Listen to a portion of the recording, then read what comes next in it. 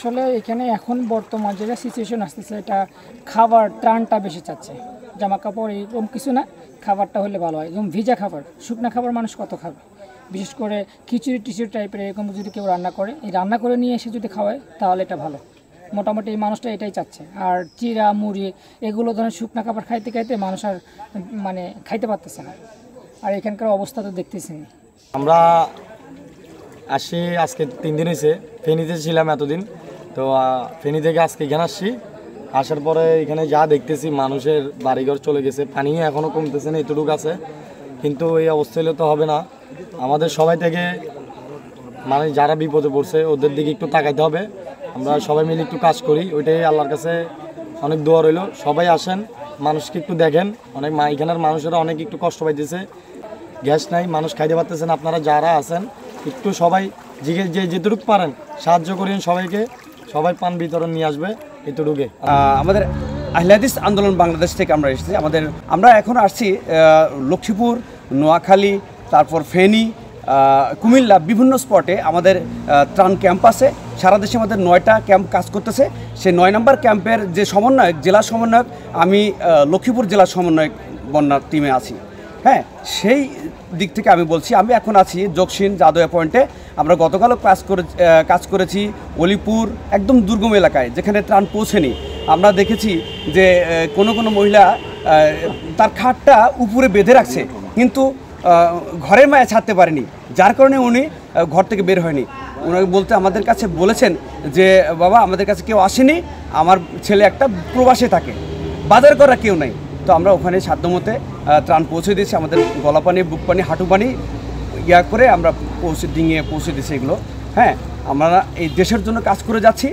আপনার এই দুপুর করে বের হয়েছি, দিগুলির দিকে গেছিলাম প্রথমে। ওটা থেকে অনেক দুর্গম জায়গা, ওখানে একটা বেরি আছে, ওটাতে হচ্ছে মানুষ রাস্তার উপরে সবগুলা ঘর। আর হচ্ছে ওইদিকে ভিতরে কিছু গ্রাম আছে, গাড়ি ঢুকার রাস্তা নেই, বেরির রাস্তাটাই উঁচা।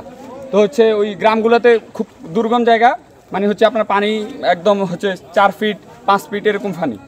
পরে আমরা হচ্ছে 2টা বোট নিয়ে ঢুকছিলাম অনেক ভিতরে। ওইদিকে মানুষ খাবার জন্য হাহাকার করতেছে, খুব বাজে অবস্থা আছে। কিছু বাসায় আছে, মানে ওদেরকে হচ্ছে কি ওই সাইডগুলোতে কোনো আশ্রয় কেন্দ্র নাই, স্কুল ওরকম বেশি নাই, খুব ছোট জায়গা, মানুষ আশ্রয় কেন্দ্রে যে থাকবে ওইরকম স্পেস নাই। তো মানুষ ঘর ছাড়তেছে না, মায়া ছাড়তেছে না, অনেক বুঝাইছি। আর মেনলি হচ্ছে ওই সাইডগুলোতে এখন কারেন্ট আছে কিছু জায়গায়, এটা অনেক রিস্ক। যেমন হচ্ছে আমাদের জন্য রিস্ক, আমরা কাজ করতেছি মাঠ পর্যায়ে। একটা এই যে পানির একটা যদি কোনো কারণে বিদ্যুতিক একটা খুঁটি যদি পানিতে পড়ে, তখন হয় কি ব্যাপারটা যে যারা কাজ করতেছে এবং কি সাধারণ মানুষ সবার জন্য ভোগান্তি। আমরা আজকে প্রায় 3টা জায়গায় গেছি, মরিফাজেট গেছি, তারপর মিরেশ্বরা, মরিফাজেট, ফেনী, লালফুল গেছি। আমরা নিয়ে আসছি 1500-1600 প্যাকেট। এখন আমাদের কার্যক্রম মোটামুটি যে এদিকে যা ছিল এই এরিয়াটা আমরা কাভার করছি। এখন আমরা যেতে চাচ্ছি চন্দ্রগঞ্জে, দত্তপাড়া, মোল্লারহাট, হাজিপাড়া, নাসিরপুর। আমরা এখানে আসছি, এখানে স্থানীয়দের সাথে কথা বলছি যে কোন এরিয়াতে প্রবলেমটা বেশি, আমরা সেই এরিয়া নিয়ে কাজ করব।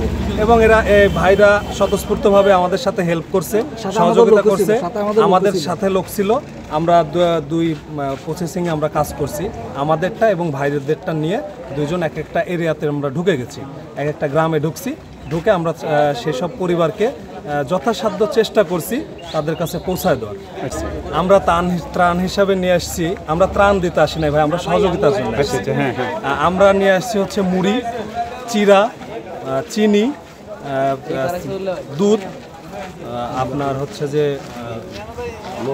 মোমবাতি আছে, দেশলাই আছে, আপনার বিস্কিট আছে, ওষুধ আছে, হচ্ছে কয়েক ধরনের ওষুধ আছে, স্যালাইন আছে। আমরা রওশন জাহান ইস্টার্ন মেডিকেল কলেজের পক্ষ থেকে আমাদের যে শিক্ষার্থীরা আছে তারা সবাই প্রায় 3500 অর্থাৎ 3500-এর মতো পরিবারের কাছে সহায়তা এবং ত্রাণ প্রদান করেছে। এবং তারা রুট লেভেল পর্যন্ত এবং প্রায় বুক পর্যন্ত পানিতে তারা নেমে যেখানে পরিবারেরা এখন পর্যন্ত ত্রাণ পায়নি তাদের কাছে ত্রাণ পৌঁছে দিয়েছে। আমরা আসছি বরিশাল থেকে। আমরা আসছি বরিশাল ভলান্টিয়ার বাংলাদেশ বরিশাল ডিস্ট্রিক্ট থেকে। আমরা এখানে যারা বন্যা কবলিত মানুষজন আছে তাদের জন্য আমরা ত্রাণ নিয়ে আসছি, আর কিছু আমাদের জামা কাপড় আছে ওগুলো নিয়ে আসছি। আমরা প্রায় 500 জনের মতো 500টা ফ্যামিলির জন্য নিয়ে আসছি। আমরা এখানে আনার পরে আমাদের এখানের যে প্রতিনিধি আছে ভলান্টিয়ার বাংলাদেশের যে প্রতিনিধি তারা আসলে আমাদেরকে বলবে যে আসলে আমরা কোন জায়গায় একদম রুট লেভেলে আমরা যাবো, একদম রুট লেভেলে আমরা গিয়ে আমরা ত্রাণটা দেবো আর কোন জায়গায় গেলে আসলে যে মানুষগুলো কম পাইছে পায় নাই, যারা এখন পর্যন্ত পৌঁছে না তাদের কাছে আমরা যাওয়ার চেষ্টা করবো।